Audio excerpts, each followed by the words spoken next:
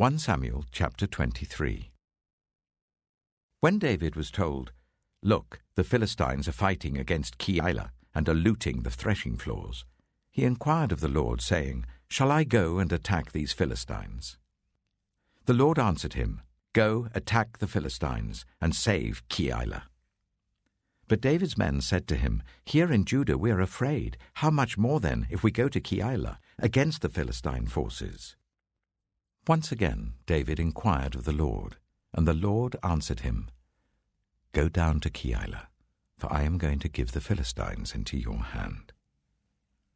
So David and his men went to Keilah, fought the Philistines and carried off their livestock.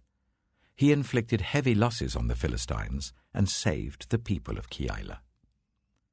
Now Abiathar, son of Ahimelech, had brought the ephod down with him when he fled to David at Keilah.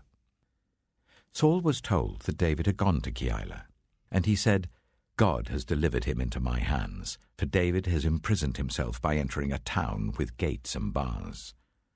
And Saul called up all his forces for battle, to go down to Keilah to besiege David with his men.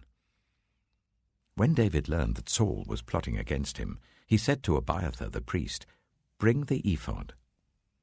David said, "Lord God of Israel, your servant has heard definitely that Saul plans to come to Keilah and destroy the town on account of me. Will the citizens of Keilah surrender me to him? Will Saul come down as your servant has heard? Lord God of Israel, tell your servant." And the Lord said, "He will." Again David asked, "Will the citizens of Keilah surrender me and my men to Saul?" And the Lord said, "They will." So David and his men, about 600 in number, left Keilah and kept moving from place to place. When Saul was told that David had escaped from Keilah, he did not go there. David stayed in the wilderness strongholds and in the hills of the desert of Ziph. Day after day Saul searched for him, but God did not give David into his hands. While David was at Horesh in the desert of Ziph, he learned that Saul had come out to take his life, and Saul's son Jonathan went to David at Horesh and helped him to find strength in God. "Don't be afraid," he said. "My father Saul will not lay a hand on you. You shall be king over Israel, and I will be second to you. Even my father Saul knows this." The two of them made a covenant before the Lord. Then Jonathan went home, but David remained at Horesh. The Ziphites went up to Saul at Gibeah and said, "Is not David hiding among us in the strongholds at Horesh, on the hill of Keilah, south of Jeshimon? Now, your majesty, come down whenever it pleases you to do so, and we will be responsible for giving him into your hands." Saul replied, "The Lord bless you for your concern for me. Go and get more information. Find out where David usually goes and who has seen him there.